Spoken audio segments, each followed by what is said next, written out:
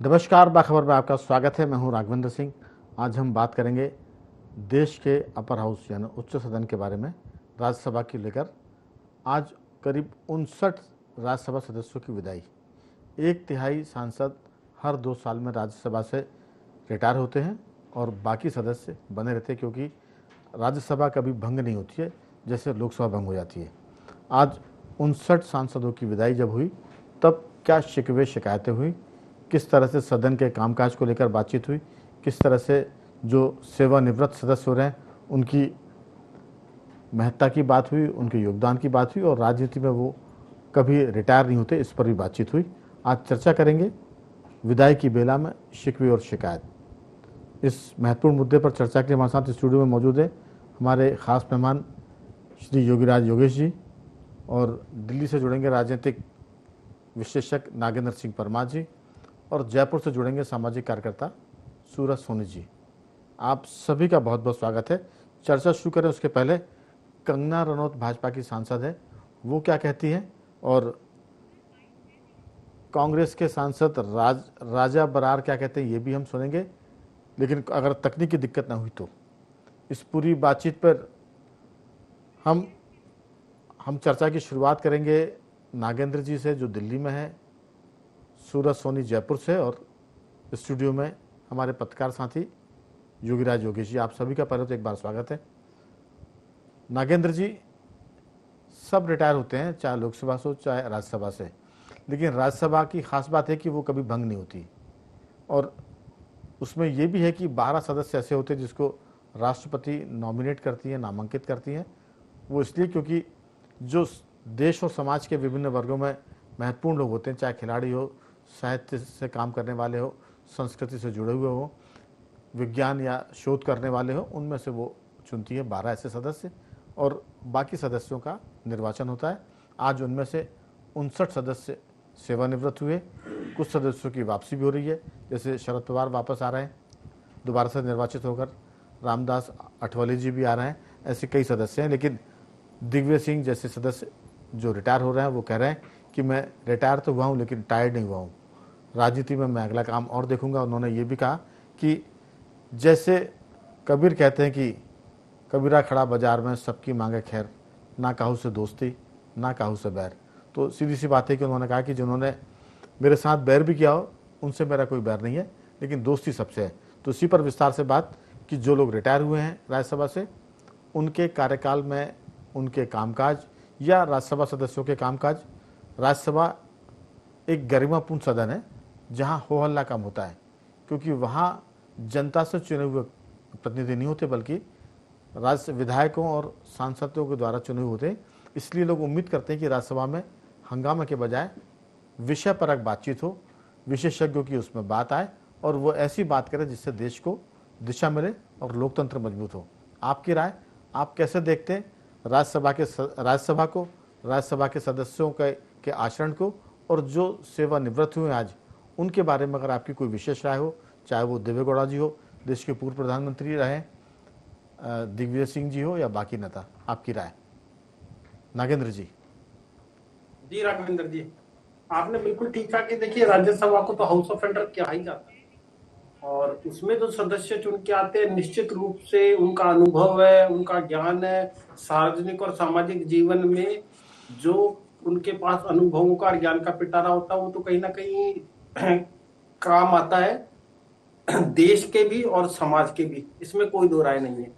और राज्यसभा के कार्य में जो चुन के आते हैं करते हैं कि देखिए एक चीज तो कहनी पड़ेगी, लोकसभा और राज्यसभा दोनों में हमें देखना पड़ेगा पिछले कुछ समय से दलगत राजनीति है जो, और एक दूसरे के ऊपर जो कटाक्ष है, और कि दलगत राजनीति के लिए एक विचार और सिद्धांतों की तो बात अलग हो सकती है, लेकिन उससे परे उठ के कि राजनीति में कहते हैं ना कि कहीं ब्लो द बेल्ट, कहीं के एक दूसरे पे आक्षेप आरोप या इस तरह नहीं लगने चाहिए। मैं समझता हूं कि जितना वाइब्रेंट हमारे देश का लोकतंत्र है, उसके बावजूद पिछले कुछ सालों में ऐसा होने लग गया है कि दलगत राजनीति सदस्यों पे हावी रहने लग गई है, जिसे दूर करने की आवश्यकता है। क्योंकि देखिए चाहे पक्ष और विपक्ष हो, सबका मुख्य जो कार्य है वो यही है कि किस तरह जनता का उत्थान हो, किस तरह देश का विकास हो, किस तरह देश के लिए अच्छी अच्छी नीतियां बनाई जाए, जिससे देश विकास की सीढ़ी दर सीढ़ी चढ़े, देश की जनता का जीवन स्तर सुधरे, शिक्षा, ज्ञान, स्वास्थ्य, उन्हें सारी मूलभूत सुविधाएं उनके ऊपर उनके लिए काम हो, और देश एक सजग और समर्थ राष्ट्र बने, इसके लिए चीजें उन्हें जरूरी है। एक जो अलग से मैं चीज समझता हूँ राघवेंद्र जी, वो ये है कि हमें कुछ मामले में यूरोप की ओर देखने की जरूरत होती है। देखिए, यूरोप में जब आदमी, मतलब व्यक्ति है, वो अपने राजनीतिक जीवन से जब अलग होता है, तो वो कहीं ना कहीं सार्वजनिक जीवन और सामाजिक जीवन में पूरी तरह सक्रिय रहता है। उसके ज्ञान का अलग अलग जगह उपयोग बहुत किया जाता है, यानी उपयोग से भी ज्यादा मैं शब्द यूज करूंगा, सदुपयोग बहुत किया जाता है। भारत में उसकी कहीं ना कहीं उसके मुकाबले कुछ कमी महसूस की जाती है। देखिए कि जिसको संसदीय कार्य प्रणाली का, संसदीय जीवन का एक अच्छा खासा अनुभव होता है, तो ऐसा नहीं कि राजनीतिक व्यक्ति सिर्फ राजनीति ही करे।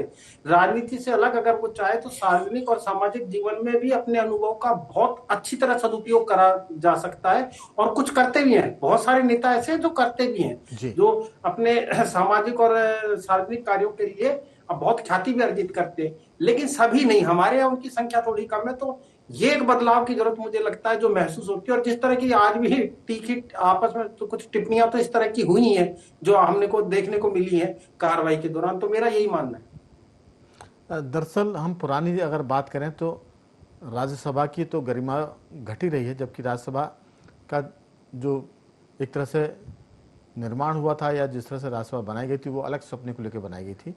वहाँ देश के गंभीर और आम जनता से जुड़े मुद्दों पर सार्थक संवाद के लिए राज्यसभा का गठन हुआ था। लोकसभा ऐसी थी जहां जनता से चुने हुए प्रत्याशी आते थे और वो चुने हुए प्रत्याशी जनता की गली मोहल्लों की बातचीत से लेकर देश की और दुनिया की बात करते थे। उसमें संवाद में कभी हल्कापन भी होता था, कभी गुस्सा भी होता था और कभी बहस बहुत तीखी भी होती थी, और इसलिए विवाद भी होते थे और असहमतियाँ कई बार सदन को काम करने से रोकती भी थी।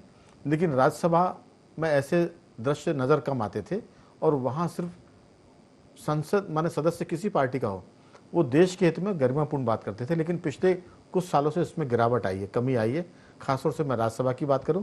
और दूसरी बात मैं इसमें जोड़ना चाहूँगा कि जब देश आज़ाद हुआ और लोकतंत्र की कल्पना की थी, लोग कहते हैं कि 80 साल हो गया लोकतंत्र मजबूत हुआ है, लेकिन मेरा मानना है कि 80 साल में लोकतंत्र कमज़ोर हुआ है। ये लोग कम कहते हैं लेकिन हकीकत यही है। अटल जी और नेहरू के संवाद बहुत चर्चाओं में रहते हैं। इसके अलावा बहुत सारे संवाद लोकसभा के भी थे जिनके बारे में लोग कहते थे कि वहाँ असहमतियों, मतभेदों को और विरोध की स्वीकारता थी। अब विरोध करने का मतलब होता है कि दुश्मनी, रिश्ते खराब हो जाना, संवादहीनता। अगर आप हमारी बात से सहमत नहीं तो आप हमारे दुश्मन हैं। लोकतंत्र में इस बात की बिल्कुल भी अनुमति नहीं है, लेकिन आए दिन यही देखने को मिल रहा है। संवाद इतना तीखा होता है कि दुश्मन की तरह बातचीत होती है, और फिर व्यवहार ऐसा है, बॉडी लैंग्वेज ऐसी है कि लगता है कि दो सीमा पर दुश्मन खड़े हुए और एक दूसरे की जान ले लेंगे। तो कम से कम ये जो संवाद है ये सदन में कम दिखे। राज्यसभा में लोग ऐसी उम्मीद करते हैं। मैं सिर्फ इसमें इतना और जोड़ूंगा कि 1/3 सदस्य रिटायर होते हैं और बाकी सदस्य बचे रहते हैं, जो नए सदस्यों को एक तरह से ट्रेनिंग देते, प्रशिक्षण देते हैं कि राज्यसभा में कैसे बातचीत की जाए, कैसे काम किया जाए और कैसे सहमतियाँ बनाई जाए असहमतियों के बीच। लेकिन पिछले दिनों से स्थितियाँ बिगड़ रही है, सरकार पर सीधे हमले तीखे हो रहे हैं और सरकार भी असहमतियों को उतनी गंभीरता से नहीं लेती जितनी कम से कम राज्यसभा में लेनी चाहिए। तो ये बहुत सारी बातें हैं, लेकिन मैंने चर्चा की शुरुआत में कहा था कि दिग्विजय सिंह ने कहा कि कबीरा खड़ा बाजार में, ना काहू से दोस्ती ना काहू से बैर। तो यही मूल मंत्र है राज्यसभा का, देश के लिए बात करें, ना किसी से दोस्ती ना किसी से दुश्मनी। मेरे साथ बहुत जल्द जुड़ेंगे जूम पर सूरज सोनी जी, उनसे उनकी तरफ बाद में आऊँगा। लेकिन योगीराज जी, ये मामला शिकवे शिकायत तक नहीं है। सदन में के कामकाज में जो गिरावट है वो गंभीर चिंता का विषय बताती है। वो ये भी है कि सदन के जो लोग हैं उनका आचरण, खासतौर से जो सीनियर लीडर हैं, उनका भी आचरण पिछले दिनों ऐसा देखने को मिला। उसकी स्थिति लोकसभा के दृश्यों से भी ज़्यादा गिरी हुई नजर आई और कई बार तो ऐसा हुआ कि सदन के जो सभापति हैं उनके खिलाफ अविश्वास प्रस्ताव तक लाया गया। ये कम होता है। आपकी राय, जो रिटायर हुए हैं 59 सदस्य, उसके बाद जो नए सदस्य आएंगे, हालांकि उसमें से कई पुराने भी हैं जो रिपीट हो रहे हैं, आपको क्या लगता है कि जो शिकवे शिकायतें हुई हैं, जैसे पूर्व प्रधानमंत्री देवे गौड़ा जी ने एक पत्र भी लिखा है कांग्रेस की जो सुप्रीम लीडर है सोनिया जी के नाम, कि वो अपने सदस्यों को ये बताएं या इस बात की ताकीद करें, समझाइश दें कि सदन के भीतर उनका आचरण गरिमापूर्ण हो, लेकिन ये ज़रूरत सबके लिए है। आपकी राय? ये देखिए, निश्चित तौर पर आज ये गंभीर बात है कि जो हमारे आइकॉन होते हैं जी, भाई, एक समय राजा हुआ करता था, वो हमारे आदर्श होते थे। आज ये जो पार्लियामेंटेरियन जो हैं, नेता हैं, मंत्री हैं, मुख्यमंत्री हैं, ये आइकॉन होते हैं। और जब इनका आचरण और व्यवहार हम देखते हैं तो कहीं ना कहीं ये लगता है कि कैसे प्रतिनिधि हमने चुन के भेजे। ये सभी के उसको लेकर मैं नहीं कह रहा, लेकिन जो दृश्य हमें कुछ दिनों से सदन में दिखाई दे रहे हैं वो निश्चित तौर पर चिंताजनक है। और जो एक, क्योंकि सदन के प्रमुख 4 नेता होते हैं, सदन का नेता, विपक्ष का नेता, संसदीय कार्य मंत्री और अध्यक्ष। लेकिन इन चारों के भी, ये भी एक तरह से कह सकते हैं लोकतंत्र के 4 स्तंभ भी हैं, लेकिन जिस तरीके की मर्यादाएं टूट रही हैं, मतलब विपक्ष का सरकार पर भरोसा नहीं, विपक्ष का अध्यक्ष पर भरोसा नहीं, संसदीय कार्य मंत्री की कोई सुन नहीं रहा, तो हम किस तरह का आचरण, किस तरह का आदर्श हम प्रस्तुत करने जा रहे हैं। और ये चिंता केवल, आपने देवगौड़ा साहब का जिक्र किया कि उन्होंने चिट्ठी लिखी। देवगौड़ा साहब तो चूंकि पार्लियामेंट में बैठते हैं, उन्होंने देख के चिट्ठी लिखी। अभी देश के 250 से ज़्यादा इंटेलेक्चुअल लोगों ने चिट्ठी लिखी है राहुल गांधी से माफ़ी मांगने को लेकर। वो जो मकर द्वार पे, संसद के मकर द्वार पे बैठ कर जो उन्होंने चाय बिस्किट का जो आनंद लिया, उसको लेकर देश के बुद्धिजीवियों ने, इसमें बहुत सारे कुछ जजेस थे, बुद्धिजीवी थे, इन लोगों ने एक चिट्ठी लिखी कि इस तरह का व्यवहार शोभा नहीं देता। और निश्चित तौर पर जिसको हम बोलते हैं कि ये राजनीति का मंदिर है, तो यदि वो मंदिर है तो वहाँ ये चाय पान, सिगरेट नहीं, बीड़ी वीड़ी और जो आप पी रहे हैं चाय, ये तो होना ही नहीं चाहिए वहाँ। तो हमने कई बार ये देखा, एक बार तो ऐसा दृश्य भी देखा, पंजाब से एक सांसद आते थे, शराब पी के ही संसद में आ गए। तो ये जो इस तरीके की जो दृश्य जो दिखते हैं, ये निश्चित तौर पर चिंताजनक है। और जब बाहर वाले इस पर ऐतराज़ जताने लगे तो और चिंता की बात है, क्योंकि ये जो जिसका मैं जिक्र कर रहा हूँ, 200-250 लोगों ने जो चिट्ठी लिखी, वो संसद में तो बैठते नहीं है, लेकिन वो देखते हैं कि क्या हो रहा है। संसद के कमेंट्स आप देख लीजिए, कंगना रनौत ने क्या बोला कि राहुल गांधी जी जो टपोरी स्टाइल में आते हैं। तो ये ऐसी ज़रूरत क्यों महसूस हो रही है, ऐसे कमेंट्स क्यों आ रहे हैं, ये सोचने की बात है संसद सदस्यों के लिए, चाहे वो लोकसभा का हो, चाहे वो राज्यसभा का हो। और जिस जगह से हम चुन के आ रहे हैं, अब तो चूंकि लोकसभा राज्यसभा की कार्रवाई का लाइव टेलीकास्ट होता है, तो आप वहाँ सो रहे हैं कि बैठ रहे हैं कि बोल रहे हैं कि हिल रहे हैं, चल रहे हैं, वो सब दिखता है वहाँ। तो लोग आपकी एक एक एक्शन को वॉच करते हैं, इसलिए बहुत सदस्यों को बहुत संवेदनशील होने की ज़रूरत है। इस दौरान ये बात ज़रूर है कि यदि दोनों संसदों का लाइव टेलीकास्ट हुआ तो निश्चित तौर पर हमने ऐसी ज़बरदस्त बहस हमने देखी, और इतना ज्ञान वहाँ जो लॉजिक रखे गए, जो ज्ञानवान सांसद है, ऐसा नहीं कि सभी लोग ऐसे हैं, लेकिन जो धारदार तथ्य और तथ्य देखे गए। मुझे याद है जब वक्फ बोर्ड पर जो बहस हो रही थी, उस समय आईपीएल चल रहे थे, आईपीएल के मैच फीके पड़ गए उस डिबेट के आगे। लगातार डिबेट हो रही है, रात रात भर डिबेट हो रही है, और एक से एक उदाहरण दिए जा रहे हैं, अभी भी कई तरह की किताबें कोट की जा रही। तो निश्चित तौर पर जब हम देखते हैं तो ज्ञान अर्जन भी होता है, कई तथ्य हमें मालूम पड़ते हैं, इतिहास में पूर्व की सरकारों ने क्या किया, किसने अच्छा किया, किसने बुरा किया, क्या अच्छा किया जाना बाकी है, और हम इसको कैसे अच्छा कर सकते हैं। ये बहुत सी बातों की जानकारी भी इस दौरान मिलती है। लेकिन निश्चित तौर पर अभी कुछ दिनों में संसदीय आचरण को लेकर बार बार अध्यक्ष की तरफ से कहा जाता है। अब आप देखिए, एक उदाहरण और बस मैं दूंगा, फिर आप जगदम्बिका पाल अभी सभापति थे, राहुल गांधी बोल रहे थे, और राहुल गांधी बोल रहे थे तो उनके कांग्रेस के सांसद दिन उनकी बातों पर पीछे पीछे बैठ के हंस रहे थे। तो आसंदी से जगदम्बिका पाल को कहना पड़ा कि भाई आपके नेता बोल रहे हैं और आप हंस रहे हैं। तो अब ये तो बहुत कॉमन सेंस है कि आपका अपीयरेंस वहाँ कैसा होना चाहिए, आपका ईबर, मैं तो ये कह रहा हूँ कि चाल ढाल कैसी होनी चाहिए। अब राहुल गांधी तो खुद जाके गले पड़ गए प्रधानमंत्री के। और कई बार हम बैठते हैं, एक बड़े संसद सदस्य ने चर्चा के दौरान एक बार ये बात कही थी कि सदन में वो जो कूप होता है जिसको बोलते हैं वेल में आ गए, वेल में आ गए, वहाँ जाना तो मतलब ये माना जाता था रेयरेस्ट, आप रेयर केस कि जब आप किसी बात का विरोध करते हुए आप सदन के वेल में चले जाएं। और आजकल तो वो दृश्य आम हो गए, जरा सी बात हुई, लोगों ने इशारा किया और उठ के चल दी। इन दृश्यों से भी बिल्कुल माननीयों को परहेज करना चाहिए। तो बहुत सारी बातें आपने की, लेकिन मैं सिर्फ थोड़ा सा पीछे जाऊंगा फ्लैशबैक में। अटल जी और नेहरू जी के संवाद बहुत चर्चाओं में रहे, लोकसभा के भीतर जब अटल जी का पहला भाषण हुआ तब भी जवाहरलाल नेहरू जी ने कहा कि ये लड़का एक दिन देश का प्रधानमंत्री बनेगा, और वो उनका अनुमान सही साबित हुआ। अटल जी ने कई बार सरकार की बहुत तीखी आलोचना की, और नेहरू जी ने ये कहकर कहा कि उनकी आलोचना में तर्क भी था और उनकी वाणी में ओज भी था, इसलिए उनका भाषण महत्वपूर्ण था। अटल जी की भाषण में कवित्व का भी गुण था और नेहरू जी की बातचीत में लोकतंत्र का पुट था।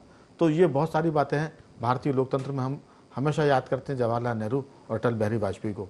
मुझे लगता है कि अटल बिहारी वाजपेयी ने कहा कि मैंने अपने संसदीय जीवन में कभी भी कोई भी ऐसा आचरण नहीं किया जो संसदीय गरिमा के विपरीत जाता हो, चाहे उनकी सरकार एक वोट से गिरी हो या वो 3 बार मैंने 2-3 बार के प्रधानमंत्री रहे हों। अब वो चीज़ें बड़ी दुर्लभ दिखती हैं। असल में सदन के भीतर अब आपने कहा कि गर्भगृह में जाकर वेल में जाके नारेबाजी करना आम बात हो गई है। लोकसभा में ये दृश्य दिख जाया करते थे, लेकिन राज्यसभा में ये बहुत ही दुर्लभ होते थे, ऐसी स्थितियां बहुत कम आती थी। सवाल यही है, सूरज जी अगर आप मेरी आवाज़ सुन पा रहे हैं, लोकतंत्र में राज्यसभा का स्थान बहुत अलग है, लोकसभा का स्थान एक दूसरा है, जिसमें आम जनता से चुनकर लोग जाते हैं। राज्यसभा से जो 59 सदस्यों की विदाई हुई है, उसमें उन सदस्यों की विदाई के समय कांग्रेस के वरिष्ठ नेता मल्लिकार्जुन खड़गे ने एक टिप्पणी की जो चर्चित हो रही है, वो ये कि पूर्व प्रधानमंत्री हरदनहल्ली देवेगौड़ा से कहा, उन्होंने HD देवेगौड़ा से, कि आपने मुहूर्त तो हमारे साथ निकलवाया था और फेरे आपने मोदी के साथ ले लिए। हालांकि ये बात थोड़ी सी हंसी मजाक में भी थी, लेकिन गौड़ा जी ने एक पत्र लिखा, देवेगौड़ा जी ने कांग्रेस के वरिष्ठ नेता सोनिया जी को, कि आप अपने सदस्यों को इस बात की समझाइश दें कि वो सदन के भीतर आचरण ठीक रखें। मुझे लगता है कि वो देवेगौड़ा जी सदन के वरिष्ठतम सदस्य हैं, प्रधानमंत्री रहे हैं, इस बात पर सबको गौर करने की ज़रूरत है। जो रिटायर हो गए वो अपनी जगह, लेकिन जो आने वाले हैं वो कम से कम सदन की गरिमा को बनाकर चले, इस बात की ज़रूरत है। एक चीज़ और, जो सदन इस राज्यसभा की तो नहीं है, लेकिन जिसका जिक्र योगीराज जी ने भी किया, कांग्रेस भाजपा की सांसद कंगना रनौत का कहना था कि देश के नेता प्रतिपक्ष राहुल गांधी से मिलना थोड़ा सा असहज रहता है, अनकंफर्टेबल रहता है, क्योंकि वो तू तड़ाक से बात करते हैं। अगर सदन के सदस्य ऐसा आचरण करते हैं और वो नेता प्रतिपक्ष हैं, तो फिर और भी मामला थोड़ा सा गंभीर हो जाता है, नाजुक हो जाता है। आपकी राय? जो सदस्य विदा हुए हैं वो तो समाज और राजनीति में काम करेंगे, लेकिन जो आने वाले हैं उनको लेकर भी आपकी क्या राय है? बहुत छोटी सी। राघवेंद्र जी, निश्चित तौर पे लोग अपनी बात करने का, रखने का, और हम जहाँ का प्रतिनिधित्व करते हैं उन लोगों की बात आ जाए, ये इसका एक महत्वपूर्ण पार्ट है सदन। और उस सदन के अंदर भी लोकसभा राज्यसभा में ये माना जाता है और कहा भी जाता है, और नाम भी है कि अपर हाउस तो राज्यसभा है, उच्च सदन। और उच्च सदन में जब चयनित होकर के सांसद आते हैं राज्यसभा के, तो उनको गंभीरता से देश का नागरिक देखता है और युवा देखता है विशेष तौर पे।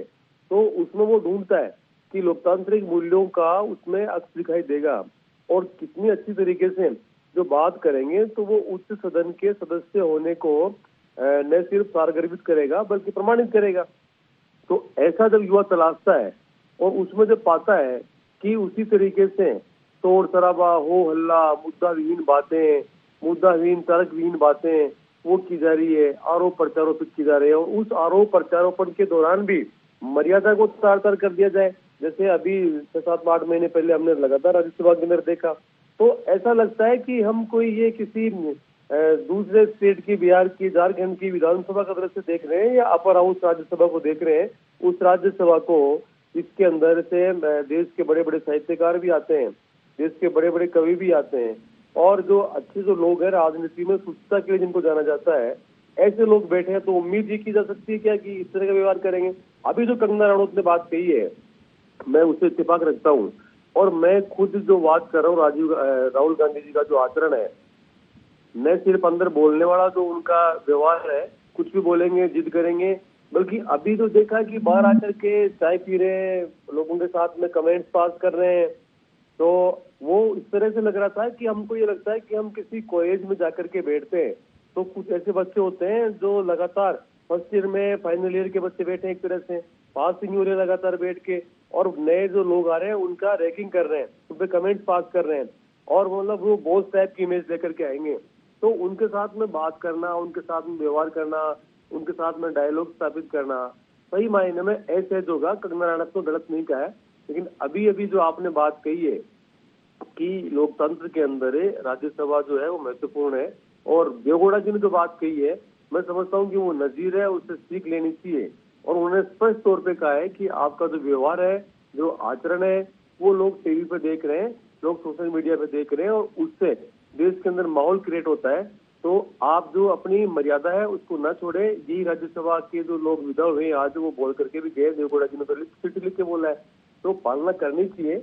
अभी पिछले सत्र के अंदर जब गुलाम नबी आजाद गए थे तो माहौल अलग था, और आज जो माहौल जा रहा है वो अलग है। तो धीरे धीरे जो मूल्यों की गिरावट है इसको सुधारना विशेष तौर पर जो कांग्रेस के लोग करते हैं, कुछ विपक्ष के लोग करते हैं, तो ये गरिमा राज्यसभा की बनाने का काम हम सबकी जिम्मेदारी है।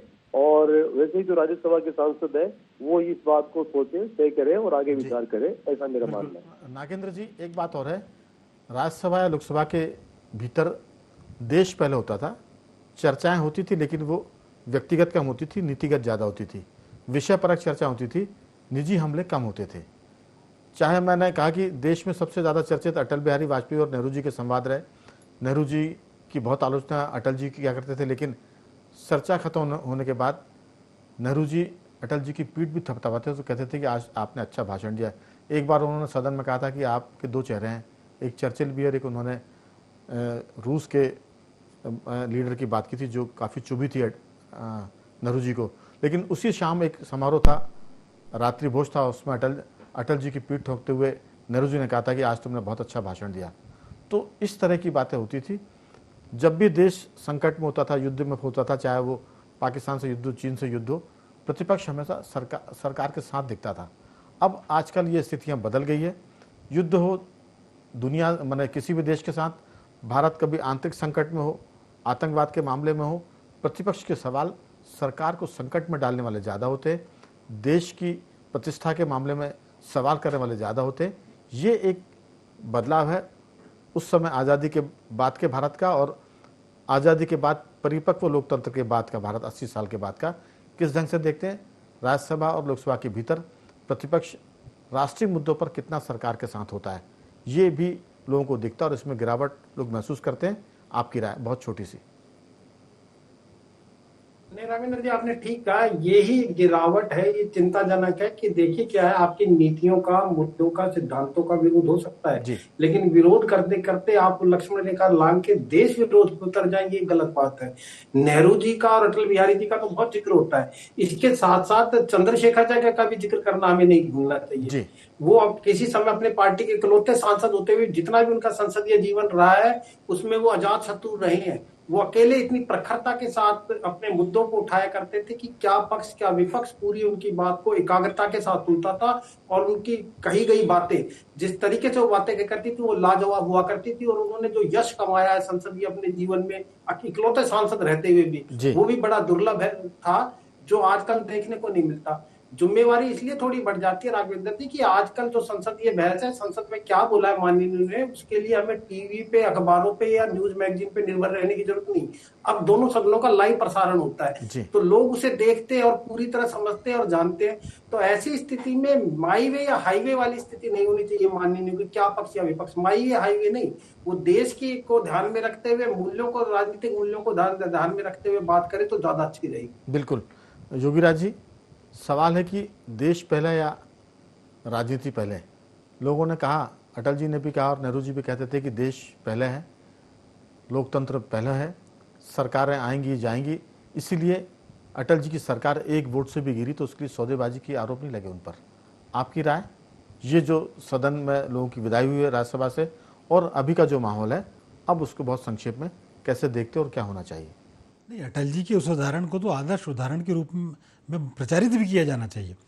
उनको तो पता था, वो चाहते थे एक बोर्ड मैनेज करना कोई बहुत कठिन काम थोड़ी था उस समय भी उनके लिए, लेकिन उन्होंने समझते हुए, जानते हुए भी कहा था कि मैं ये निर्णय सोनिया गांधी जी और सरकार पर, इन पर छोड़ना चाहता हूँ। उन्होंने एक बात ये भी कही थी कि अगर खरीद फरोख्त से सरकार बचानी है तो अटल बिहारी वाजपेयी ऐसी सरकार को चिमटे से भी छूना पसंद नहीं करेगा, और एक वोट से सरकार गिरी।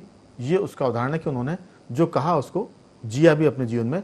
देश का प्रधानमंत्री बनना और सरकार में बने रहना, ये लोभ कोई भी नहीं छोड़ पाता। आपकी राय? ये बिल्कुल सही बात है, क्योंकि ये तो टाइमिंग प्रोसेस है, आप आएंगे आप चले जाएंगे।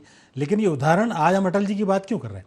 इसलिए बात कर रहे हैं कि उन्होंने ऐसे आदर्श उदाहरण प्रस्तुत किए, जैसे अभी नागेंद्र सिंह जी ने बताया कि चंद्रशेखर क्या धारा प्रभाव बोलते थे और क्या नॉलेज उनके पास रहती। तो आज हम इन चरित्रों का उदाहरण पेश कर रहे हैं, इनका थोड़ी कर रहे हैं कि जो आंख मार रहे हैं और फ्लाइंग किस दे रहे हैं। इनको लोग तो सब इनकी लू उतार रहे हैं आए दिन। चंद्रशेखर जी तो ऐसे प्रधानमंत्री थे उनको जलता हुआ देश मिला था मंडल कमीशन के लागू होने के बाद, और उन्होंने देश में पहली बार प्रधानमंत्री बने थे, उसके पहले कभी मंत्री भी नहीं रहे, और देश को उन्होंने ऐसे संभाला, देश ने उनकी बात को सुना और जलता हुआ देश शांत हुआ, और फिर बाद में चुनाव भी हुए। तो कुल मिलाकर विदाई की बेला थी आज। 59 राज्यसभा के सदस्य विदा हुए, बहुत सारी शिकायतें भी हुई, शिकवे भी हुए, अच्छी बातें भी हुई। उम्मीद करते हैं कि आने वाले दिनों में जो सदस्य आएंगे वो बेहतर प्रदर्शन करेंगे अपने कामकाज का, और अपने सीनियर से जो अच्छे काम है उनकी अच्छे कामों की प्रेरणा लेंगे और सदन को बेहतर बनाएंगे। इसी के साथ मैं इस चर्चा को यहीं विराम देता हूँ। नागेंद्र जी आपका बहुत साधुवाद, सूरज जी आपका बहुत धन्यवाद, और युगराज जी आपका बहुत बहुत साधुवाद कि आपने इस चर्चा में हिस्सा लिया। बखबर में सिर्फ इतना ही। बन रही हमारे साथ और देखते रहिए IND24।